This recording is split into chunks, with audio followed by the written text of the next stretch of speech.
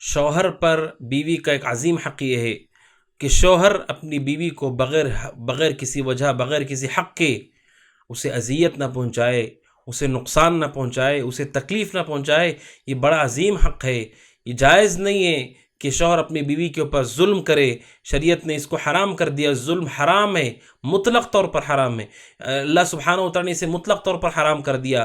نہ مسلمانوں پہ ظلم جائز ہے، نہ مسلمان کافروں پہ ظلم کر سکتا ہے، نہ جانوروں پہ کر سکتا ہے۔ تو سوچئے کہ جب مسلمانوں پہ ظلم جائز نہیں، کافروں پہ جائز نہیں، جانوروں پر جائز نہیں، تو کیا وہ بیوی پہ ظلم کر سکتا ہے؟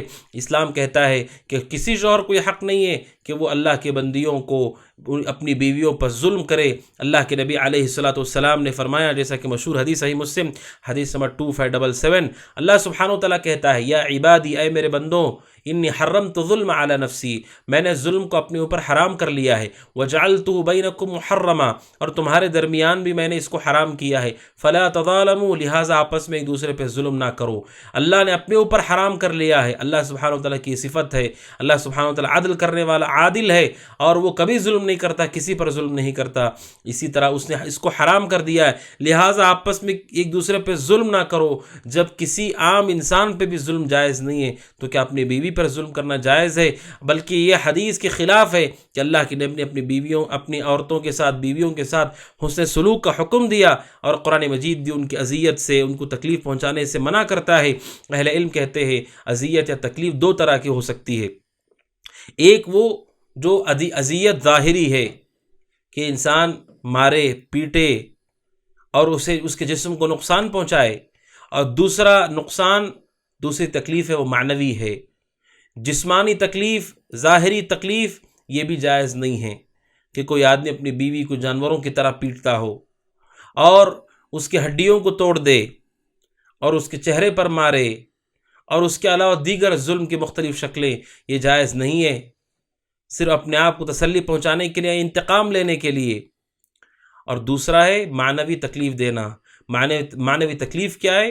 کہ اس کے ساتھ بد زبانی کرنا، یا اس کا مذاق اڑانا، یا اس کے جسم کے عیب بیان کرنا، یا اس کے حوالے سے ہمیشہ اس کو دیکھ کر ہمیشہ اپنے چہرے پر تیوری چڑھا لینا، اپنے چہرے پر بل لانا، جب بھی وہ دیکھے اپنے چہرے کو بگاڑ کر اس کے سامنے پیش ہونا، اور اس کی گفتگو کو نظر انداز کرنا، اس کے سوالات سے منہ پھیر لینا، اور اس کا جو اس سے اگر وہ کوئی چیز مانگتی ہے اس چیز کو نہ پورا کرنا، یہ ساری کے ساری امور ہیں ناظرین اکرام جو اہل علم نے بیان کیے، سب کے سب تکلیف دینے کے قبیل سے ہیں۔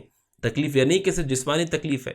کوئی آدمی سوال کا جواب نہیں دے رہا ہے، کئی بار پوچھنے پر بھی کوئی جواب نہیں ہے، اس کا کوئی اہتمام نہیں کیا جا رہا ہے، اس کے طلب پر اسے کوئی چیز نہیں لا کر دی جا رہی ہو، یا اس کے جب بھی ملاقات کرے تو چہرے پہ تیوری چڑھا کر کے، یا لوگوں کے سامنے اس کا مذاق اڑا کر، یا اس کے جسم کے عیبوں کو، اس کے عیب کو لوگوں کے سامنے بیان کر کے، کسی بھی طور پر، نہ جسمانی طور پر، ظاہری طور پر تکلیف، نہ معنوی طور پر تکلیف، ناظرین اکرام یہ جائز نہیں ہے۔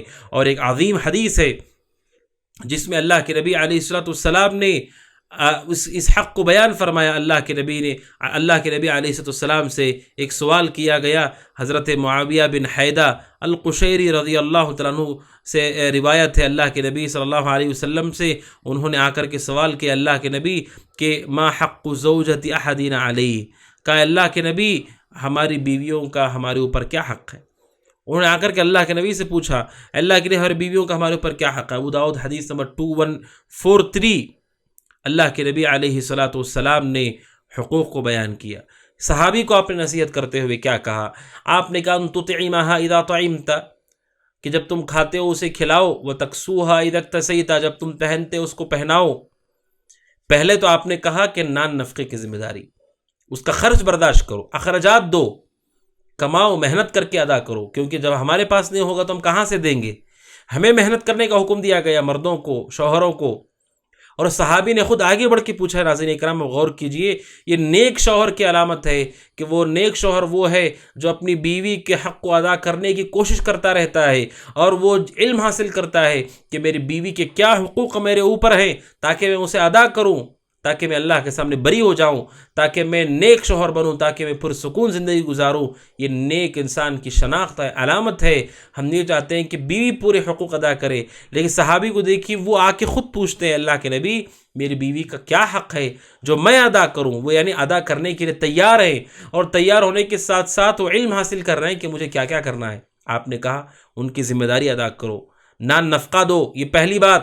اور دوسرا آپ نے کہا ولا تضرب الوجہ، چہرے پر کبھی نہیں مارنا، چہرے پر نہیں مارنا۔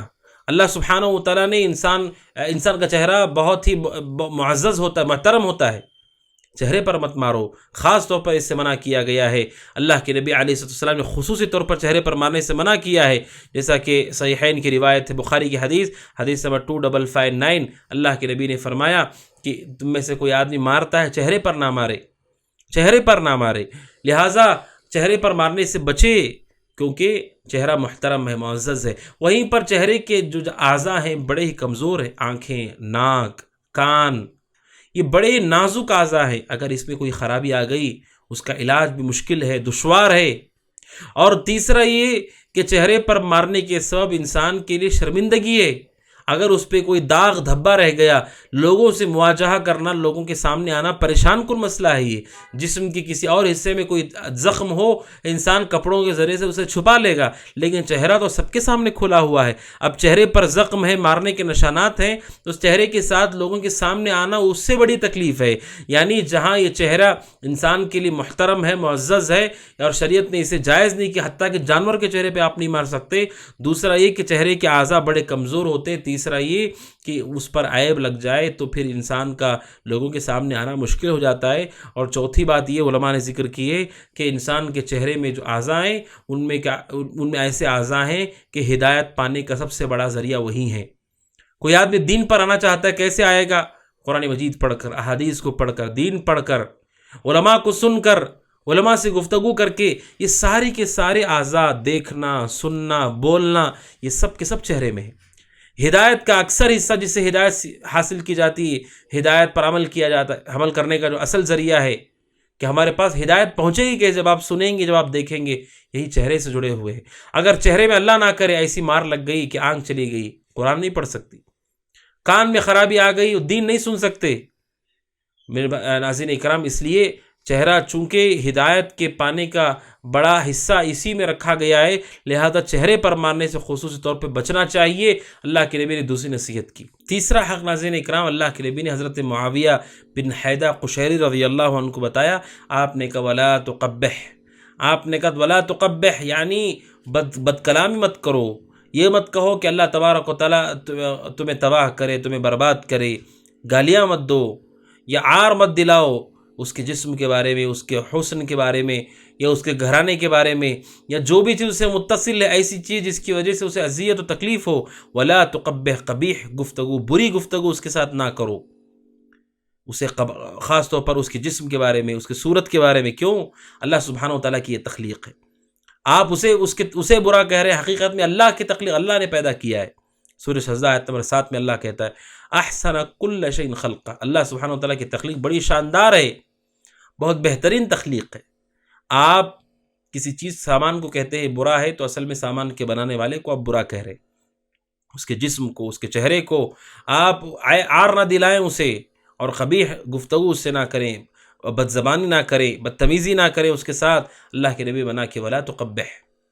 انسان آج آپ دیکھتے ناظرین اکرام کہ بیوی کا معاملہ ایسا معاملہ ہے کہ انسان یہ سمجھتا ہے کہ باہر دوسروں کے ساتھ باہر دوسروں کے سامنے دوسروں کے ساتھ بد زبانی کرنا جائز نہیں ہے، اور جب بیوی کی بات آتی ہے انسان جو چاہے وہ بولتا ہے، جیسے چاہے وہ بولتا ہے، جبکہ اللہ کے نبی حضرت معاویہ سے کہا ولا تقبح، اپنی بیوی کے ساتھ بد کلامی نہیں کرنا اور قبیح باتیں نہیں کرنا۔